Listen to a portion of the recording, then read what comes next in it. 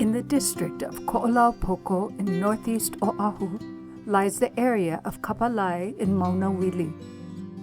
In Hawaii's ancient past, Kapalai was a robust agricultural center providing sustenance for a flourishing people. Today, the kalo fields of Kapalai are being restored, and so are the hearts and minds of those who touch the land. We often say that the growing of kalo is our means to growing young people and community, because what we're trying to create is really better well-being.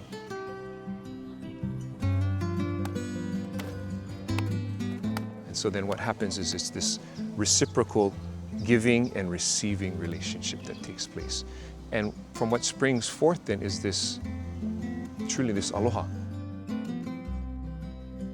How can Hoʻokuaʻāina, the concept of land stewardship and cultural grounding, advance the well-being and resilience of at-risk children and families?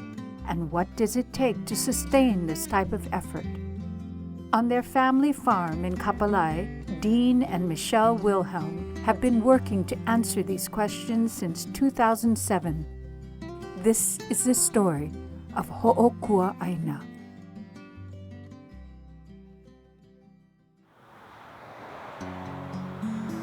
In the early 2000s, the Wilhelms lived in the suburbs of Kailua. Dean was a full-time teacher working with at-risk youth. Recognizing the ineffectiveness of existing intervention programs, he was searching for new ways to reach his students. Well, there's a lot of challenges within our Hawaiian community, and I saw those challenges firsthand as a teacher. He'd come home and we'd share stories about these kids and their home situations, and most of them were from the communities like right next door to us. So we had these conversations. What could we do to help strengthen homes and families, because we saw that as the direct root of these kids kind of veering off path and getting into trouble. Dean would look to his Hawaiian culture for an answer. He found it in the planting of kalo, the staple food of ancient Hawaii. There's a deep spiritual connection that Hawaiians have to kalo, unlike any other plant. So we started growing kalo right outside in our backyard, and every time I'd have enough leaf, I'd call a couple friends up and say, hey, we're gonna make laulau if you guys like come over. And gatherings started to become kind of occasions, And we realized that people were there to connect, and it's an authentic type of connection. I saw it as an amazing teaching tool. And this light bulb went off one day, and we said, what if we did something like this at a community level? The Wilhelms began dreaming of a community farm where youth could connect with land and culture through the cultivation of kalo. Fully committed, they sold their house in 2003 and began their search for farmland. It took 3 years of faith and personal sacrifice before finding the property at Kapalai. So we bought the property in 2007, and we had this bigger vision of what we wanted to create. So how we're going to do that, we have no idea. We have no experience. We have no consultants. We have no support. Completely overgrown, the property at Kapalai had not been farmed in over 100 years. But help would soon come in the form of ancestral knowledge. We had a community work day that some people organized, and Uncle Hoʻokuaʻāina showed up. So I'm from Halawa, Molokai. I was born and raised in Halawa. I heard that there was going to be a work day. I showed up and started helping. That was the beginning. And so it was a forest. A highly respected cultural practitioner, Earl Kava'a, provided important guidance and direction through the sharing of Hawaiian values and concepts. With your own cover, and then I'll fill in the... In fact, he gave us our name, Hoʻokuaʻāina. Yeah, so you can go in. He says, for me, I am kuaʻāina. But for you and many in your generation, you want to become kuaʻāina. So I suggest you name your organization Hoʻokuaʻāina, which means to become kuaʻāina. its Hawaiian parable, the Hoʻokuaʻāina, which means is that the backbone of the land. And so today, many young people want to be kuaʻāina because they are in search for ancestral knowledge. The path was set. Hoʻokuaʻāina was to become a means for individuals to reconnect with land and culture while strengthening their well-being, safety, and resilience. But Dean still needed to figure out how to bring at-risk youth into the equation. The vision was to grow taro, to share taro, but because he's a teacher, he always had that desire for this place to become a school. So at one point, we started getting some boys from HYCF. That's our state prison for juveniles. When the young people would come with a lot of anger and hurt and brokenness, the minute that they got down into the mud and into the lo'i, there was something that physically and spiritually happened. To them, it feels like a place where they can connect and where they belong. The framework for Hoʻokuaʻāina's Hawaiian values-based programs and curriculum would begin to take shape as Dean spent time with his students in the kalo fields. In the working together, in the talking story, I could then start to help to mentor and steer them in positive directions. I do want to learn how I've been meaning to, and I just never... Uncle Dean will pull anybody to the side and be like, yeah, I noticed you're different today. Something seems wrong. What's wrong? Let's talk about it. Reflect on yourself, reflect on your work, and how do you think you've grown over here? And well, that's your handy. Auntie Michelle and Uncle Dean really make us feel like we're family and really take the time to tell us how much they appreciate us. It's really rewarding to always hear that and to always be reassured that we're doing like good work and like we're meant to be here. Something about being in the place too, in the mud, in the work, with the kalo, really just found this kind of confidence of being myself. And it was freeing and liberating, and one of the greatest things this place has done for me. It's really made me understand what Aina can do.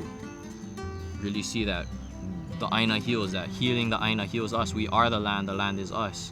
We need each other. Hoʻokuaʻāina doesn't mean to grow kalo. It means to live the values of the kuaʻāina, to be resourceful, to have aloha, to care for others. Is using those values as a means to learn and then also to actually realize and practice those values. Because of their unique, values-based approach, the youth programs at Hoʻokuaʻāina continued to grow. Just kind of organically, young people were coming. And this was outside of maybe what people would deem at risk, but it started to really broaden my scope of really what at risk is. Yeah, I mean, at core, I think everybody's at risk, to some degree. But there's so many kids out there who are just teetering and need places of kind of refuge. Welcome to your first Poi Day. The Wilhelms recognized a growing need for the services they were providing, but they didn't have a way to financially sustain their expanding operations. To grow kalo as a crop, that was the means of doing what we wanted to do, was to provide programming for youth and families. So in order to do that, we would have to set up a nonprofit organization and seek out help from foundations. Dean and Michelle had no experience running a nonprofit. Fortunately, they were introduced to Andrew Aoki, who would guide them through strategic planning and understanding nonprofit management. That was a game changer for us. We got really clear on who we were as an organization and what we wanted to do. The key with them is they were very steady about the purpose, okay, which was a social purpose, not a business purpose. The purpose in terms of the kind of place they wanted to make for the community. But The actual building of the organization gets complicated with grants and boards and QuickBooks and all this stuff that you got to start doing. So 2007, we buy the property. It takes us 4 years to decide and to incorporate and become an actual 501c3. It takes us another 2-3 years to kind of figure out, like, how does this work, and then going for grant after grant and the doors being closed, kind of being at a point of real discouragement until that moment where Andrew introduces us to Consuelo. Consuelo is a foundation focused on building the safety and resilience of youth and families. At the time, Consuelo was exploring new ways to better support innovative programming that enhanced protective factors through culturally resonant Aina-based programs. Hoʻokuaʻāina was a perfect match. It's very difficult for a nonprofit to do the actual work of engaging people and land, but then also there's so much that has to be done to keep funders happy. And we knew that we wanted to be the kind of funder that didn't make the work harder. Our main hope was that we would make the work easier somehow. Having a funder that will be able to walk with you kind of long term is really important. It's also important that funding be flexible because funders don't often fund administrative costs, staff, but those are some of those very things that make the mission and the work possible. Everything is digital. Consuelo coming on board, they are very unique and different in that they don't just write you a check. They really do want to form a partnership. They want to be involved in the work. Wow. Yeah, it's just some nice shaped ones, like this patch. The key to Consuelo, right, and the reason why they're so important is because there's been a willingness to meet these organizations and these communities where they're at. With Consuelo Foundation on board, Hoʻokuaʻāina secured enough funding for Dean and Michelle to focus full-time on operating their nonprofit. They fully developed and formalized a values-based curriculum framed by 7 traditional Hawaiian proverbs. The curriculum drives 4 core prevention programs. Our flagship program has always been and always will be our Kukuluho mentorship program. Serving youth between 12 to 18 years of age, the mentorship program promotes personal growth and development through cultural identity, positive decision-making, and contributions to the wellness of self, family, and community. This mentorship program would later spawn an internship program. Earlier on, we were looking at high school kids. What we found is that there was this huge need for post-high school. So today we have our internship program / co-farm manager program. This is at a different level. Now these kids are really getting paid quite well, and they are the ones who then really take on the kuleana responsibility of helping to run the farm. Offered to young adults ages 18 to 23, the internship program teaches traditional farming techniques, job readiness skills, leadership, and deeper understanding of Hawaiian culture. Very specific. Hoʻokuaʻāina's 3rd core program focuses on delivering curriculum to schools and classrooms. It's really about developing relationship with specific teachers in certain schools who come a number of times for the kids to develop relationship with this place. And then to develop really the relationship to the growing of kalo and what it takes to grow food. Hoʻokuaʻāina's 4th core program is designed to serve local communities. Every Saturday, we host a community day, and families or groups or organizations come in, and that also gives our interns a chance to interact. It gets people engaged. The community helps Malama the Aina, and the Aina helps Malama the community. It's like that connection that our ancestors had with the land back in the day. It forces people to come together in the best way possible. In the past 5 years, Hoʻokuaʻāina has served nearly 14,000 visitors and volunteers. They have also transformed the lives of 165 youth through their mentor and internship programs. While impressive, these numbers barely scratch the surface in measuring the broader impacts that these programs have on individuals and communities. For me, it has always been wanting each individual who I teach or come into contact with on a mentorship type level, to have them understand that their life has value, meaning, and purpose. That's tough data to collect and gather and to be able to quantify that.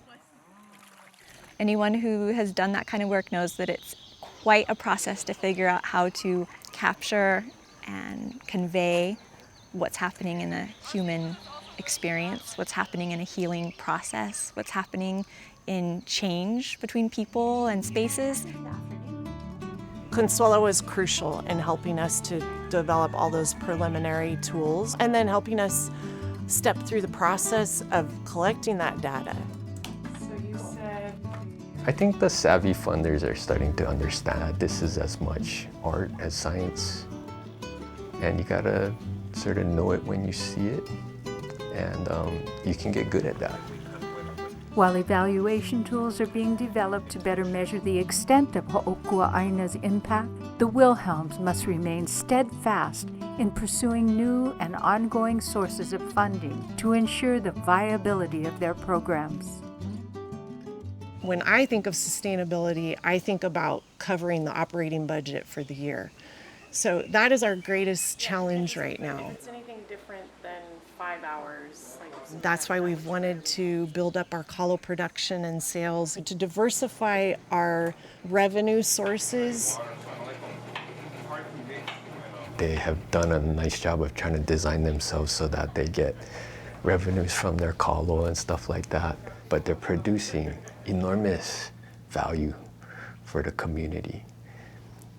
To sort of expect them to somehow have to sustain that on their own is not logical, actually. So we should pay them to do that as a society, I think. As Hoʻokuaʻāina continues to transform individuals and communities, Dean and Michelle are thinking about how to move the organization forward. The challenge is not, stretching ourselves too thin or becoming too big so that we can't sustain ourselves as an organization. I think there's some goals and some opportunities maybe in the near future to expand what we're doing and to scale what we're doing. But that will only be done as long as the quality remains the same. And the way we're doing that, and I'm ensuring that, is now I'm investing heavily into our crew. They will be the leaders. It's about getting better at what we're doing and bringing others in the circle and building those people up to take on leadership positions. We have such an excellent crew of young people in the upper levels of the internship. We call them the lead co-farm managers now. They ask about grant writing, they ask about financial literacy and investing, and so out of that has developed these monthly professional development workshops that we've been offering so they can learn a little bit about entrepreneurship, about starting up a small business, about customer relations, about sales, about product and efficiency and production. We're definitely seeing them as future leaders. And I have so much hope in this generation coming up. They blow me away. What began as a simple desire to uplift youth and families through the cultivation of kalo has become a far-reaching legacy of transformation. The continued success of Hoʻokuaʻāina will come from its deep investment in Hawaiian culture, local communities, and future generations. But it also depends on the transformation of government, society, and funders in recognizing the value of prevention programs grounded in aina and culture.